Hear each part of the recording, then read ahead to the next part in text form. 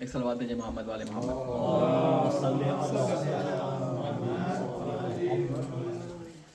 اعوذ باللہ من الشیطان اللعین الرجیم، بسم اللہ الرحمن الرحیم،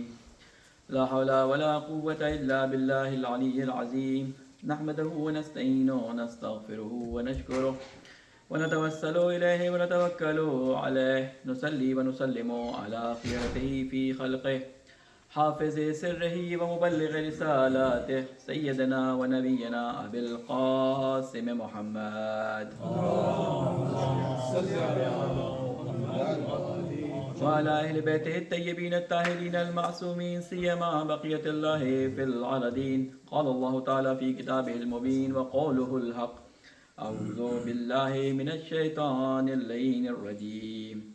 يا أيها الذين آمنوا اتقوا الله وكونوا مع الصادقين. صدق الله العلي العظيم. السلام علیکم ورحمۃ اللہ وبرکاتہ۔ سب سے پہلے آپ تمام مومنین مومنات اور سننے والوں کو یہ جو ایام گزرے ہیں، جس میں ایک دن امام صادق علیہ السلام کی شہادت سے منسوب ہے اور مشہور ہے ایک روایت کے مطابق کہ 15 شوال یا 25 شوال آپ کی شہادت کا دن ہے، تو اس حوالے سے آپ تمام لوگوں کو تسلیت اور تعزیت پیش کرتا ہوں، اور اپنی جانب سے اور آپ تمام لوگوں کی جانب سے امام زمانہ کی خدمت میں آپ کے جد امام صادق علیہ السلام کی تسلیت جو ہے وہ پیش کرتا ہوں۔ اس کے بعد پہلے اپنے آپ کو اور تمام مومنین مومنات کو اور سننے والوں کو تقوی الہی کی وصیت اور نصیحت کرتا ہوں، اللہ تعالیٰ سے یہ دعا کرتا ہوں کہ ہمارے تمام کاموں کو اس نہج پہ اور اس راستے پر چلا کہ جو ہمیں تیرے تقوی کے نزدیک قرار دے، کیونکہ یہ دن جو ہم اپنی زندگی میں گزارتے ہیں، ہر ایک دن میں ہمارے پاس کوئی نہ کوئی ایسا چیلنج ہوتا ہے کہ جس میں ہمیں دین اسلام کی طرف رجوع کرنا پڑتا ہے، اور دین اسلام کے مین سورسز میں سے ایک سورس قرآن ہے، تو دوسرا سورس جو ہے وہ روایت پیغمبر اکرم صلی اللہ علیہ وآلہ وسلم ہے۔ پیغمبر اکرم صلی اللہ علیہ وسلم کی زندگی کے بعد آپ کو معلوم ہے کہ خود رسول اکرم صلی اللہ علیہ وآلہ وسلم کی زندگی میں آپ پر جھوٹ باندھنا شروع کر دیا گیا تھا، لہٰذا آپ نے اپنی زندگی میں فرمایا تھا کہ میرے زمانے میں میرے سامنے میرے اوپر جو ہے لوگ مجھ سے منسوب کر کے جھوٹی باتیں جو ہے لوگوں کو بیان کرتے ہیں، اور پھر آگے تفصیل سے وہ روایت ہے، اس میں فرمایا کہ اور جو کوئی ایسی بات جو میں نے نہ کہی ہو مجھ سے منسوب کرے، اس کا ٹھکانہ جو ہے وہ جہنم یا آگ ہے۔ رسول اکرم صلی اللہ علیہ وسلم نے اس کی سخت تاکید کی تھی۔ آپ تصور کریں کہ رسول اکرم صلی اللہ علیہ وسلم جو یہ بات کہہ رہے تھے تو یہ کن لوگوں کے بارے میں کہہ رہے تھے؟ کہ ایسا تھا کہ مدینے میں کوئی باہر سے کوئی شخص یمن سے یا مصر سے کوئی آتا اور کہتا کہ تمہارے رسول نے جو ہے وہ فلاں بات کی ہے، اور لوگ اس میں شک میں پڑ جاتے کہ یہ رسول نے بات کی ہے یا نہیں کی؟ ایسا ہرگز بھی نہیں تھا۔ یقیناً لوگ اسی کی بات مانتے ہیں یا اسی کو فالو کرتے ہیں کہ جس کی شناخت ان کو ہو، جو ان کے نزدیک معتبر ہو، اور وہ کون ہو سکتا تھا؟ وہ وہی ہو سکتا تھا جو رسول اکرم صلی اللہ علیہ وسلم کے پاس جس نے زندگی گزاری ہو، رسول اکرم صلی اللہ علیہ وسلم کے ساتھ رہا ہو، یا مکہ میں یا مدینہ میں ان کے ساتھ رہتا ہو، تو یقیناً کوئی نہ کوئی ایسے لوگ موجود تھے رسول اکرم صلی اللہ علیہ وسلم کے زمانے میں جو رسول کی زندگی میں رسول پہ جھوٹ باندھتے تھے، اور ان کی باتوں کی وجہ سے لوگ گمراہ ہوتے تھے۔ لہٰذا یہ سلسلہ جو احادیث کا تھا، بعض روایات میں ہمیں یہ ملتا ہے کہ ان پہ پابندی لگا دی گئی، اور پابندی لگانے کی وجہ یہ بیان کی گئی کہ ہم رسول کی احادیث سے پابندی اس لیے لگا رہے ہیں کہ کہیں ایسا نہ ہو کہ پچھلی امتوں کی طرح جیسے ان کے رسولوں کی باتیں ان کی کتابوں کے ٹیکسٹ کے ساتھ مل گئی تھی، کہیں ایسا نہ ہو کہ رسول کی باتیں اور رسول کی احادیث جو ہیں وہ قرآن کے ساتھ جو ہے وہ مکس اپ ہو جائیں، اور بعد میں ہماری امت میں کوئی پرابلمز ہوں اور مشکلات ہوں۔ تو اس لیے تقریباً 100 سال تک یہ پابندی حدیث پہ رہی۔ اس زمانے میں ائمہ علیہ السلام نے اپنے جو ہے وہ چاہنے والوں سے، اپنے فالوورز سے یہ کہا تھا کہ آپ رسول کی حدیث کو نقل کرنے کا سلسلہ جاری رکھیں، اور جو حدیث آپ کے پاس آئے اور جس میں آپ کو شک ہو اس کو آپ قرآن پہ پرکھیں، اور اگر قرآن پہ پرکھ کے وہ رسول اکرم صلی اللہ علیہ وسلم کے جیسے کہتے ہیں کہ بات قرآن کے مطابق ہے تو اس کو لے لیں، اور یہی طریقہ انہوں نے اپنے آئندہ آنے والے لوگوں کو بیان کیا۔ ہم جو آج اپنے آپ کو امام صادق علیہ السلام کے نام سے جعفری کہتے ہیں، گو کہ ہمیں یہ نام دوسروں نے دیا کہ یہ جعفری ہیں، امام جعفر صادق علیہ السلام کے ماننے والے۔ خود امام صادق علیہ السلام فرماتے ہیں کہ اپنے آپ کو شیعہ امیر المومنین علیہ السلام کہو، نہ کہ جعفری، کیونکہ امام صادق کے زمانے میں بعض جو شیعیان امیر المومنین تھے ان کو جو ہے وہ جعفری کہہ کے بلایا جانے لگا تھا۔ تو امام صادق علیہ السلام نے اس زمانے میں بھی کہا تھا، لیکن کیونکہ لوگ ہمیں اسی نام سے جانتے ہیں اور ہم بھی اپنے آپ کو اسی نام سے بعض دفعہ کسی دوسرے کے سامنے متعارف کرواتے ہیں کہ ہم جعفری مذہب سے تعلق رکھتے ہیں. اصل میں معاملہ کیا ہے کہ اتنا زیادہ امام صادق علیہ السلام کو ہم پرومیننٹ کرتے ہیں. اس کی وجہ یہ ہے کہ امام صادق علیہ السلام کے بارے میں آپ کو میں تھوڑا سا بیک گراؤنڈ بیان کر دوں، کیونکہ ان کی شہادت گزری ہے تو یہی ایام ہوتے ہیں کہ اسی مناسبت سے ہم ائمہ علیہ السلام کی زندگی کے بارے میں جو ہے تھوڑا بہت جان لیں، تاکہ ہمیں ان کی شخصیت کے بارے میں، ان کے ماحول کے بارے میں، کس جگہ وہ زندگی کرتے تھے، کس طرح سے انہوں نے زندگی گزاری، کن لوگوں کے درمیان زندگی گزاری، ہمیں معلومات ہو جائیں. آپ کو ایک بات یہ معلوم ہونی چاہیے کہ امام صادق علیہ السلام جو ہے وہ اس زمانے میں زندگی کرتے تھے جس زمانے میں بہت سارے فرقے،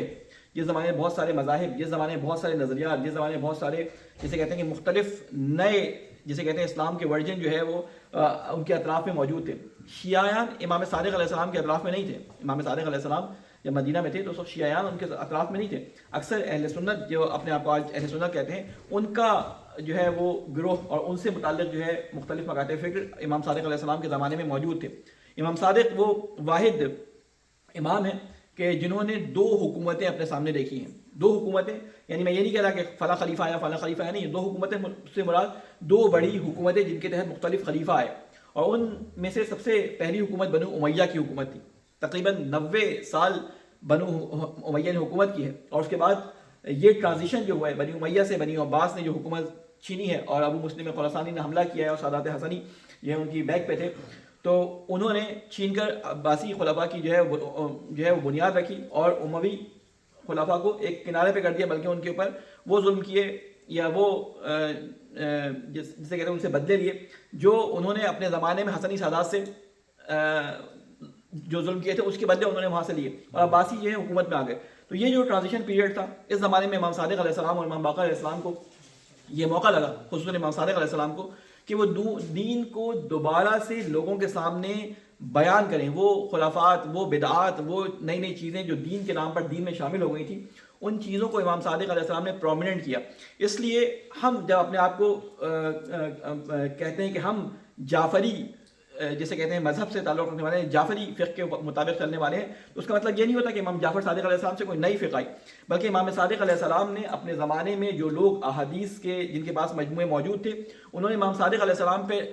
کے سامنے آ کے ان کو عرضہ کیا ان کے سامنے بیان کیا، اور امام صادق علیہ السلام نے اس میں سے کاٹ چھانٹ کروائی کون سی حدیث صحیح ہے، کون سی حدیث صحیح نہیں ہے. کچھ روایات امام صادق علیہ السلام نے اپنے جد رسول اکرم صلی اللہ علیہ وسلم کی ان کے سامنے بیان کی، جن کی تعداد ہزاروں میں ہے. تقریباً 30 جلدیں اب انسائکلوپیڈیا جمع کیا گیا ہے کہ جس میں امام صادق علیہ السلام کی خالی روایات ہیں. تو تقریباً 30 جلدوں پر مشتمل وہ مجموعہ موجود ہے کہ جو صرف امام صادق علیہ السلام سے علمی اور مختلف جسے کہتے ہیں موضوعات پر جو احادیث ہمارے سامنے آئی ہیں. بحر الانوار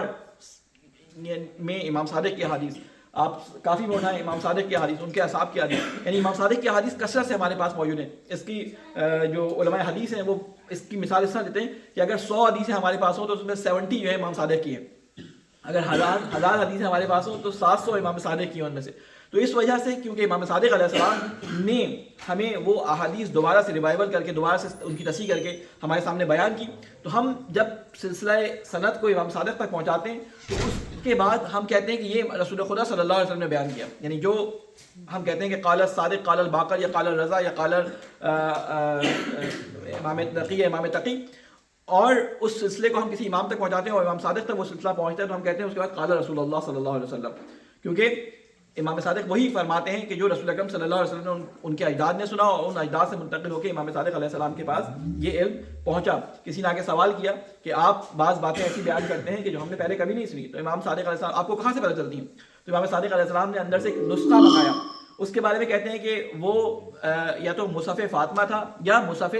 علی تھا، یعنی وہ ایک نسخہ ان کے پاس تھا. ایک صلوات میں محمد والے محمد. تو امام صادق علیہ السلام کے پاس جب ہمارا سلسلہ گفتگو پہنچتا ہے تو ہم کہتے ہیں کہ یہ قال رسول اللہ صلی اللہ علیہ وسلم. تو اب سوال یہ پیدا ہوتا ہے کہ امام صادق علیہ السلام کے تعلق سے پہلے میں ایک حدیث آپ کے سامنے بیان کر دوں جس کی یوں کہہ لیں کہ بہت اہمیت آج کل کے زمانے میں ہم محسوس کر سکتے ہیں کہ اس کو ہونا چاہیے. امام صادق علیہ السلام اپنے ایک راوی ہیں یا یوں کہہ لیں کہ اپنے ایک صحابی ہیں فضیل، ٹھیک ہے، فضیل بن یسار ان کا نام ہے. ان سے یہ فرماتے ہیں کہ اے فضیل، اتجلسون و تحدثون، اے فضیل کیا تم بیٹھتے ہو، کیا تم مجلسیں برپا کرتے ہو، تجلسون کیا تم بیٹھتے ہو مجلسیں برپا کرتے ہو، و تحدثون اور ہمارے بارے میں ہماری حدیثوں کو بیان کرتے ہو، قال نعم جعلت فدا، اس نے کہا کہ ہاں میری جان آپ پر فدا ہو، ہم یہ کام کرتے ہیں۔ تو امام نے فرمایا قال انی لا احب تلک المجالس، کہ ہم ان محفلوں کو پسند کرتے ہیں، یعنی میں اس محفل کو پسند کرتا ہوں، میں عربی نہیں پڑھ رہا، اور وہ محفل کہ جس کے اندر ہمارے امر یعنی ہمارے دین کی تعلیمات، ہماری ولایت، ہمارے جسے کہتے ہیں کہ امامت کے منصب کو بیان کیا جاتا ہے، جو اس کو زندہ رکھو، اللہ اس پہ رحم کرے کہ جو ان معاملات کو زندہ رکھتا ہے، یعنی جو ہمارے احادیث کو آگے بڑھ کے سناتا ہے اور ہمارے عمل کو زندہ کرتا ہے، اللہ اس کی حفاظت کرے، اللہ اس پہ رحم کرے۔ اے فضیل جو شخص ہمارا ذکر کرے یا جس کے پاس ہمارا ذکر کیا جائے اور اس کی آنکھوں میں مکھی کے پر کے برابر آنسو نکلے، اللہ اس کے تمام گناہ بخش دے گا، چاہے وہ سمندر کے جھاگ کے برابر یا اس سے زیادہ ہو۔ یہ حدیث عموماً یہ ٹکڑا آپ عموماً مجالس میں جو ہے وہ پہلی مجلس کے اندر اس کا ریفرنس سنتے ہیں، وہ یہ حدیث ہے مکمل جہاں پہ یہ جملہ آیا ہے۔ یہ جملہ کہاں پہ ہے کہ جہاں پہ ہمارے عمل کو زندہ کیا جائے، امام صادق علیہ السلام اس محفل کو، اس جگہ کو، اس بیٹھنے کو، اس بیان کو پسند فرماتے ہیں۔ اور یہ کہاں سے ہمیں پتہ چلا کہ آپ نے خود فضیل کو یہ بات تاکید فرمائی کہ تم جہاں بھی بیٹھو تو کوشش کیا کرو کہ ہماری باتوں کو لوگوں کے سامنے بیان کرو۔ اور امام رضا علیہ السلام کی وہ حدیث جو مشہور ہے، آپ نے سنی ہوگی، میں نے بھی کئی دفعہ اس کو آپ کے سامنے بیان کیا ہے کہ لوگوں کے سامنے ہمارے محاسن کلام کو بیان کرو، لوگ خود بخود ہماری طرف کھینچے چلے آئیں گے، لوگ خود بخود ہماری طرف کھینچے چلے آئیں گے۔ یعنی کلام امام میں اتنی جان اور اتنی پاور اور اتنی طاقت ہے اور اتنا اس میں لطف اور چاشنی ہے کہ جب انسان اس کو سنتا ہے، کوئی بھی ایک نامانوس شخص جو امام کو نہیں بھی جانتا، تو وہ خود اس کلام کی جسے کہتے ہیں کہ ہیبت کی وجہ سے، اس کلام کے زور کی وجہ سے خود بخود ائمہ علیہ السلام کی شخصیت پر کھینچتا چلا جاتا ہے کہ یہ کون شخصیات ہے کہ جن سے یہ کلام ہم تک پہنچ رہا ہے، جنہوں نے یہ بامعرفت اور اونچے جسے کہتے ہیں علوم سے بھری ہوئی باتیں ہمارے سامنے پہنچائی ہیں۔ بہرحال امام صادق علیہ السلام کے بارے میں تھوڑا سا آپ کے سامنے بیان کر دوں، عموماً یہ چیزیں کم بیان ہوتی ہیں کہ امام صادق علیہ السلام کی جو والدہ تھی وہ محمد بن ابی بکر کی پوتی تھی۔ محمد بن ابی بکر جو حضرت اسما کے بیٹے تھے، اور حضرت اسما نے امام علی علیہ السلام سے بعد میں جب شادی کی تو محمد بن ابی بکر بہت چھوٹے تھے، اور محمد بن ابی بکر کی طبیعت مولا امیر المومنین علیہ السلام نے جو ہے وہ اپنے گھر میں انجام دی ہے، یعنی محمد بن ابی بکر کی طبیعت جو ہے وہ مولا امیر المومنین علیہ السلام کے گھر میں ہوئی، لہٰذا اس بچے سے مولا امیر المومنین علیہ السلام کو بہت محبت تھی۔ اور بعد میں اگر آپ ان کی زندگی میں دیکھیں تو آپ دیکھیں گے کہ آپ کے خاص اصحاب میں بھی شامل رہے، آپ کے خاص نمائندگان میں بھی شامل ہے مولا امیر المومنین علیہ السلام کے۔ آپ نے ان کو مصر کا والی بنا کے بھیجا، وہاں کے گورنر بھی رہے، اس کے علاوہ ان پہ امیر المومنین سے محبت کی وجہ سے ظلم و ستم بھی ہوا، اور آخر میں ان کا جو انجام ہوا یا ان کے ساتھ جو واقعہ پیش آیا وہ یہ کہ معاویہ نے ان کو مصر میں شہید کروا دیا۔ یہ مصر کے گورنر تھے، جب یہ جنگ صفین ہوئی اس کے بعد جو ہے یہ حملہ ہوا ہے، لشکر نے حملہ کیا ہے، تو اس سے پہلے یا اس کے بعد تو محمد بن ابی بکر کو انہوں نے شہید کر کے بری طریقے سے شہید کیا، اور شہید کرنے کے بعد ایک گدھے کی کھال میں ان کے جنازے کو جسے کہتے ہیں کہ بند کیا، اور اس جنازے اس کو آگ لگا دی گئی، اس کو آگ لگا دی گئی۔ ان پہ بہت ظلم ہوا، بہت زیادہ جو ہے وہ ظلم کیے بنو امیہ کے اوپر نے، بہت زیادہ ائمہ علیہ السلام کے اس پہ جو ہے ظلم کیے۔ تو ان کی جو ان کے ایک بیٹے تھے قاسم، اور ان قاسم کی بیٹی تھی ام فروہ، یہ وہ خاتون تھی کہ جو امام جعفر صادق علیہ السلام کی جو ہے وہ والدہ تھی، امام باقر کی جو ہے زوجہ، اور امام جعفر صادق علیہ السلام کی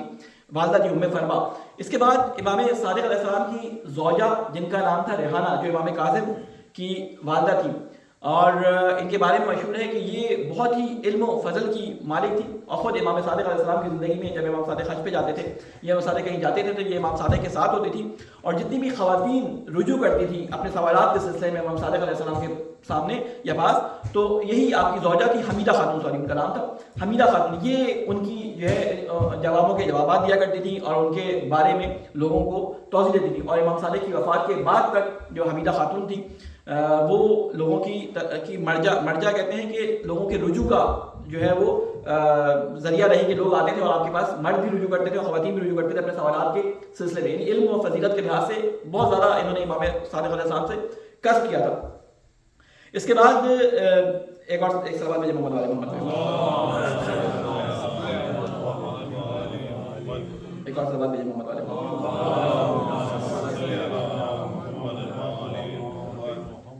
اس کے بعد آپ کو یہ بیان کروں کہ امام صادق علیہ السلام کی شہادت جب ہوئی ہے تو امام صادق علیہ السلام کی شہادت کی جو واقعات آپ کو سننے کو ملتے ہیں ان کی ایک وجہ یہ بھی تھی کہ سادات حسنی دو سادات تھے، امام حسین کی اولاد اور امام حسن علیہ السلام کی اولاد، یہ دونوں زمانے میں موجود تھی. تو امام حسن علیہ السلام کی اولاد آپ کو میں نے بتایا کہ مختلف نظریات اور مختلف جسے کہتے ہیں فرقوں اور مختلف آئیڈیالوجی کے لوگ جو تھے ان میں اتنا زیادہ آپس میں دشمنیاں بڑھ گئی تھی کہ سادات حسنی سادات حسینی جس سے امام صادق تعلق رکھتے تھے آپس میں دشمنیاں پیدا ہو گئی تھیں. اور کئی دفعہ سادات حسنی میں سے کچھ لوگوں نے امام صادق علیہ السلام پہ چاقو سے حملہ تک کیا ہے، یعنی امام صادق علیہ السلام پہ چاقو سے حملہ کیا. آپ کے کزن لگتے تھے، حسین افتہ یا حسن افتہ یہ آپ کے کزن تھے.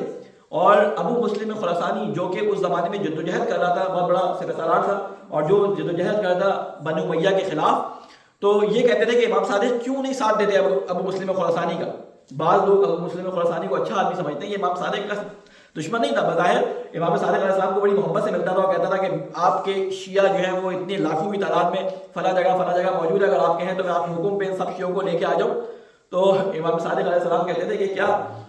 ان شیعوں کی حالات یہ ہیں. تو انہوں نے پھر وہ آپ کو واقعہ پتا ہوگا کہ اپنے ایک صحابی ہارون زنگی جو تھے ان کو کہا کہ اے ہارون زنگی تم ذرا یہاں پہ آؤ اور یہ تندور روشن کرو. تندور روشن کیا گیا تو اس ابو مسلم خراسانی جو شخص وہاں سے کوفہ سے آیا تھا جس نے یہ پیغام پہنچایا تھا، کہا کہ کیا وہ جو شیعہ وہاں موجود ہیں ان کے اندر یہ کوالٹیز موجود ہیں کہ جو ہمارا شیعہ ہونا ثابت کر سکے. اس نے کہا ہاں. تو کہا یہ تندور روشن ہے، اس کے اندر جا کے بیٹھ جاؤ. تو وہ ابو مسلم خراسانی جو تھا وہ کہتا ہے کہ مولا یہ اپنی زندگی دینے والی بات ہے، جان گنوانے والی بات ہے. وہ ابھی پرہیز ہی کر رہا تھا. تو امام نے ہارون زنگی کو کہا کہ اے ہارون آپ جائیں اس تندور کے اندر جا کے بیٹھ جائیں.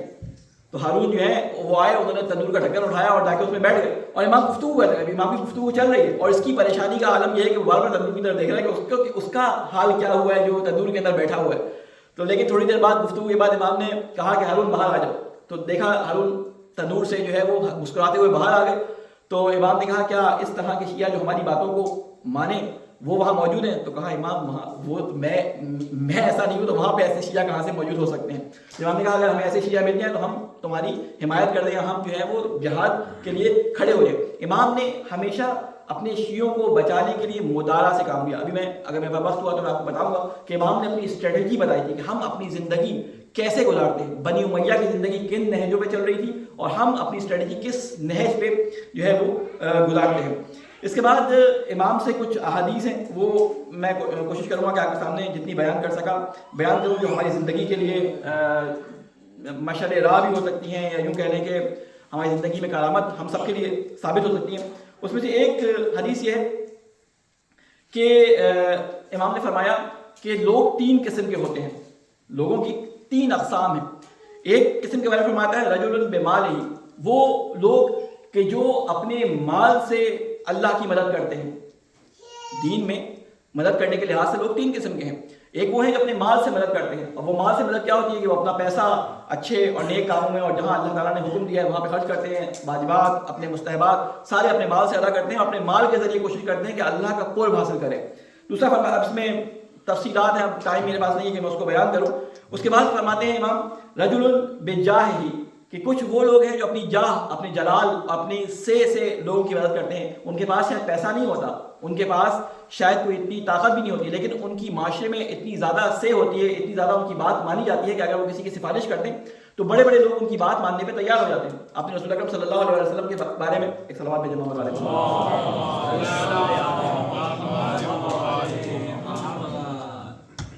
بارے میں سنا ہوگا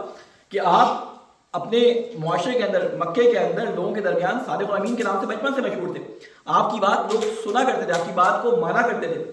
اگر آپ کسی کی سفارش کرتے تھے کسی غلام کی، اور اس طرح کئی واقعات ہمیں ملتے ہیں کہ کئی لوگوں کی رسول اکرم نے اپنے ان کے مالکوں سے سفارش کی، ان غلاموں کی، تو ان کی سفارش کی وجہ سے ان لوگوں نے اپنے غلاموں کو چھوڑ دیا. تو امام فرماتے ہیں کہ بعض لوگ اپنی جاہ سے، اپنی جاہ یعنی اپنی بات سے، اپنے عہدے سے یا اپنے کسی بھی ایسے بات سے کہ جس سے لوگوں کی مدد ہو سکے، لوگوں کی مدد کرتے ہیں. اور تیسرا فرماتے ہیں انشاءاللہ ہم سب ان تینوں میں سے کسی ایک میں یا تینوں پہ ہوں تو بہت ہی اچھا ہے. اس کے بعد فرماتے ہیں کہ رجل بلسانہ،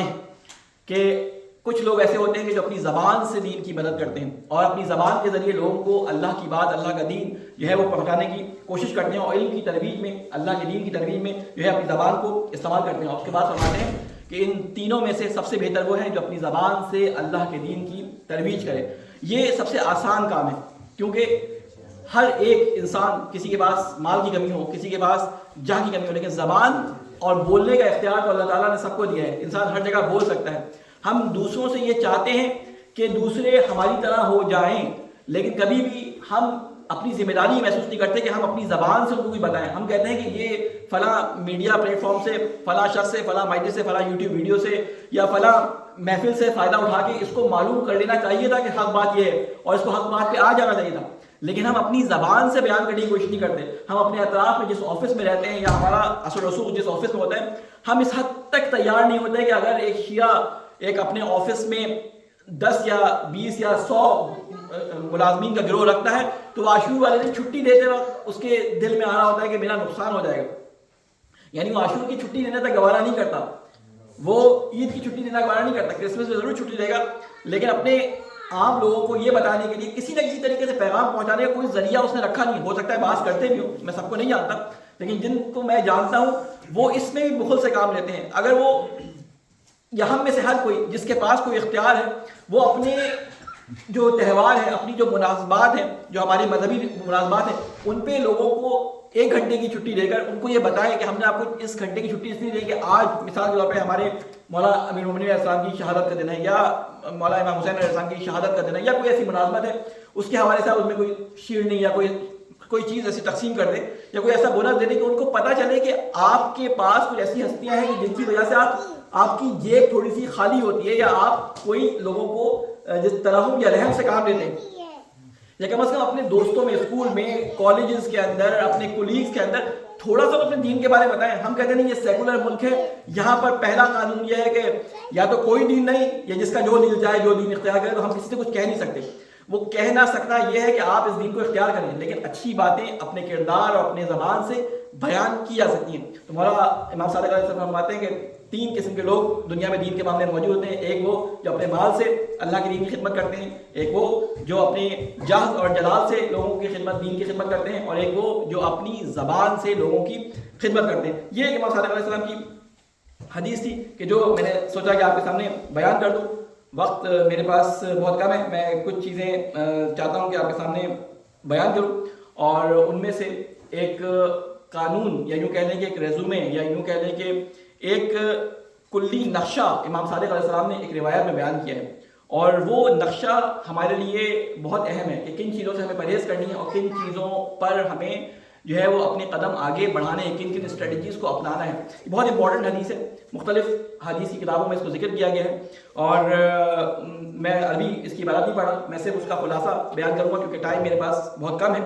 کہ امام صادق علیہ السلام فرماتے ہیں کہ بنی امیہ کی امارات، بنی امیہ کی حکومت ہے، وہ 3 چیزوں پر استوار تھی، اور ہماری جو زندگی ہے وہ 7 پایوں، 7 اصولوں پر جو ہے وہ استوار ہے. ہماری سمجھ ہم ائمہ علیہ السلام کی، یعنی اگر آپ امام علی علیہ السلام سے لے کر امام حسن عسکری علیہ السلام تک اگر دیکھیں تو یہ 7 چیزیں امام صادق علیہ السلام نے فرمائی ہے، ہر امام کی زندگی میں آپ کو نظر آ جائیں گی. یہ 7 چیزیں میں صرف نام کے لحاظ سے بیان کروں گا اور ایک کو اس میں سے آپ کے سامنے تھوڑا سا پھیلا کے تشریح کروں گا. وہ 3 چیزیں پہلے جو بنو امیہ کے بارے میں ہیں وہ آپ کے سامنے بیان کروں تاکہ ہم دیکھ لیں کہ آج کل کے دور میں اس خصوصیات سے ملنے والے کون لوگ، کون حکومتیں، کون معاشرے ہمارے اطراف میں موجود ہیں. ان میں فرماتے ہیں کہ بنی امیہ کی عمارت 3 چیزوں پہ تھی. سب سے پہلے بالسیف، انہوں نے تلوار کے ذریعے لوگوں پہ جو ہے حکومت کرنے کی کوشش کی، تلوار کے ذریعے لوگوں کو قائل کرنے کی، لوگوں کو اپنی بات منوانے کی کوشش کی.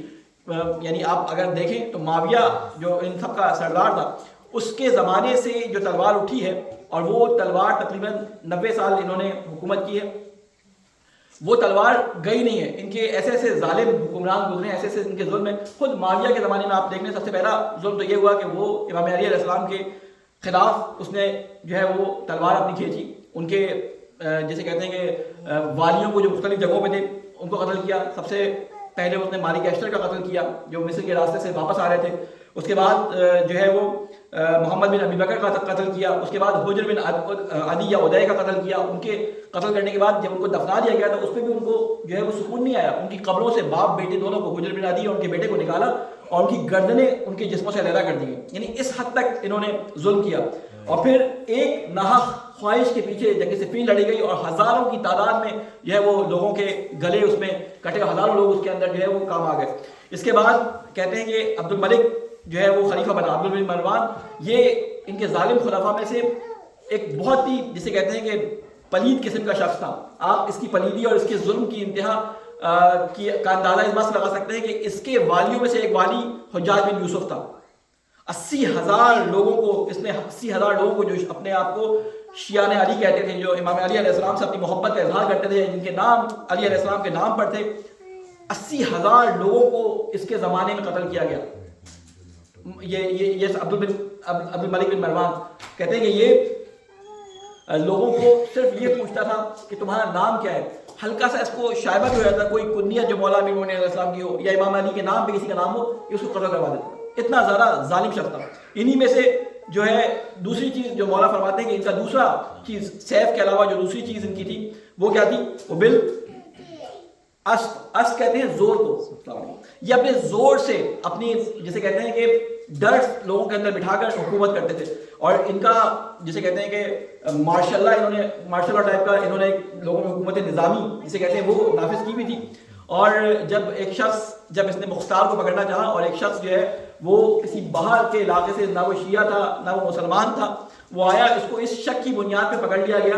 کہ یہ امیر المومنین علیہ السلام کے اصحاب کے ساتھ تعلق میں یا ان کے ساتھ کسی رشتے میں موجود ہے یا اس کے ساتھ کسی کے ساتھ بزنس کر رہا ہے. اور جب اس نے کہا کہ نہ میں حسین بن علی کو جانتا ہوں نہ میں کسی کو مختار کو جانتا ہوں، تم نے مجھے کیوں پکڑا ہے؟ کہتا ہے اب تو تم پکڑے گئے ہو، ہم تمہیں پھانسی دیں گے تاکہ آئندہ اگر کوئی اس شہر میں آئے تو اس کے لیے تم عبرت بن جاؤ. اتنے زیادہ انہوں نے جو ہے وہ ظلم کیا. اور تیسری چیز امام فرماتے ہیں کہ الجور والستم، کہ انہوں نے لوگوں پہ جور و ستم بہت کیا تھا. اور اب میں بات بس امام صادق علیہ السلام کی جو اپنے بارے میں انہوں نے بیان فرمائی تھی وہ بیان کر کے اپنی بات کو ختم کرتا ہوں کہ یہ 3 چیزیں بنی امیہ کی تھی اور ہماری جو زندگی ہے وہ 7 اصولوں پر استوار ہے. میں صرف نام آپ کے سامنے بیان کر رہا ہوں، انشاءاللہ کبھی موقع لگا تو اس کے بارے میں تفصیل بیان کروں گا. امام فرماتے ہیں کہ جہاں بھی تمہیں یہ 7 کوئی کسی بھی امام کو پہچاننا چاہو، امام شرازی امام بیان کریں، کسی بھی امام کو پہچاننا چاہو تو یہ 7 چیزیں ان کی زندگی سے تم اخذ کر سکتے ہو. سب سے پہلی چیز ہے مدارا، دوسری ہے الفت، تیسری ہے وقار، چوتھی ہے تقیہ، پانچویں ہے حسن الخلق. اس کے بعد فرماتے ہیں ورع اور اجتہاد. یہ 7 چیزیں ہیں جن پر ہمارے تمام اجداد ہیں اور ہماری اولادیں جو ہیں، آپ کسی بھی اس قانون کو کسی بھی امام پہ رکھ کے دیکھ لیں کہ کس طرح سے ائمہ علیہ السلام نے عمل کیا ہے کہ وہ ہے 7 چیزیں: مدارہ، الفت، وقار، تقیہ، حسن خلق، ورع اور اجتہاد. آج میں صرف ایک جملے کے بارے میں بیان کروں گا. میرے پاس ٹائم میرا خیال ہے 5 سے 6 منٹ کا ٹائم ہے میرے پاس. مجھے اس میں دوسرا خطبہ بھی بیان کرنا ہے. میں بس یہ بیان کر دوں کہ مدارہ ہوتا کیا ہے اور اس کے بعد انشاءاللہ دوسرا خطبہ شروع کرتا ہوں. سلام بھیجیں محمد علیہ محمد. یہ بہت امپورٹنٹ ہے اس لیے میں اس کو بیان کر رہا ہوں. دوسرا خطبہ بے شک میں چھوٹا کر دوں گا لیکن اس چیز کو ضرور بیان کر دوں کیونکہ یہ آج ہمارے لیے بہت ضروری ہے. اس حدیث کے اندر سے یہ لفظ مدارہ، کسی نے یہ لفظ مدارہ سنا ہے پہلے کبھی؟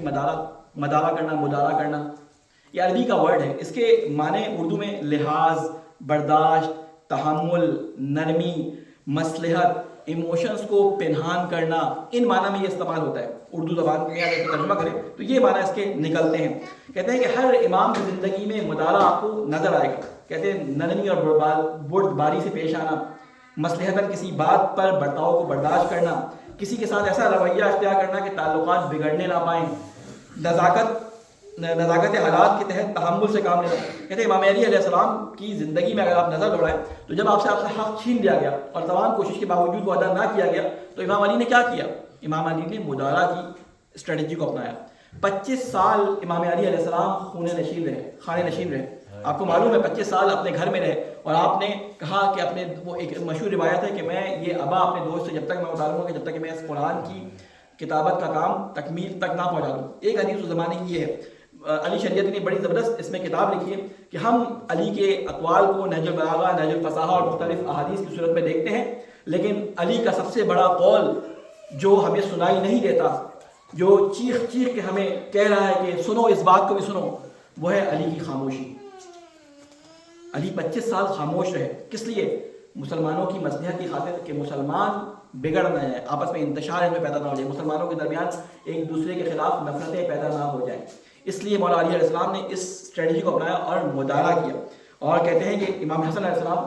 پہلے تو اپنے حق کے لیے انہوں نے آواز اٹھائی, لیکن جب انہوں نے دیکھا کہ آپ کے لوگوں کو پیسہ زور زبردستی کے ساتھ کھینچا جا رہا ہے, اور اب اگر امام حسن علیہ السلام نے کوئی قدم نہ اٹھایا تو جو کچھ شیعہ باقی تھے وہ شیعہ بھی اس دنیا سے ختم ہو جائیں گے, تو آپ نے مدارا کے طور پہ کیا کام کیا؟ صلح کر دی اپنے شیعوں کو بچانے کے لیے. امام صادق علیہ السلام کی زندگی میں دیکھ لیں, امام کاظم کی, امام باقر, امام صادق, ہر امام کی زندگی میں دیکھ لیں, آپ کو یہ سبق ملے گا کہ اگر دین کو بچانا ہے تو بہت ساری چیزوں کو اگنور کر کے اس کو تحمل کرنا ہوگا. آج ہمیں تمام بیرونی طاقتیں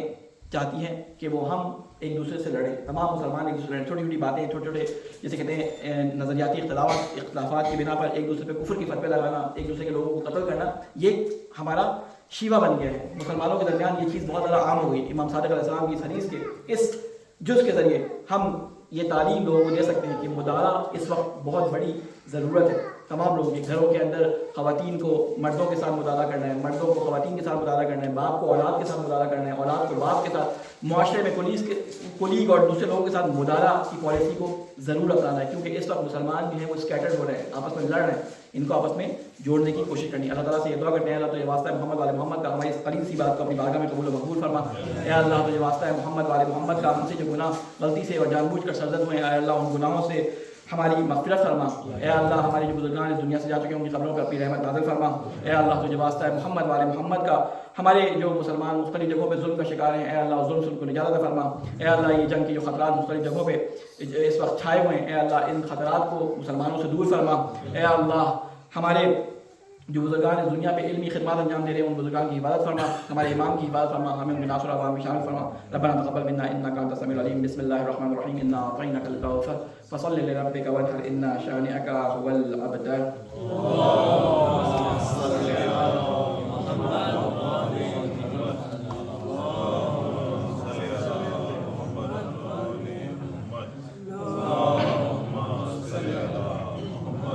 بسم الله الرحمن الرحيم. الحمد لله رب العالمين والصلاة والسلام على سيدنا ونبينا وحبيب قلوبنا أبي القاسم المصطفى محمد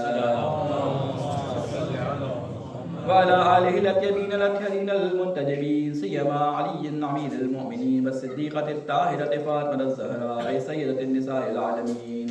والحسن والحسين سيدي شباب أهل الجنة, وعلي بن الحسين ومحمد بن علي وجعفر بن محمد وموسى بن جعفر وعلي بن موسى ومحمد بن علي وعلي بن محمد والحسن بن علي والخلف القائم المهدي,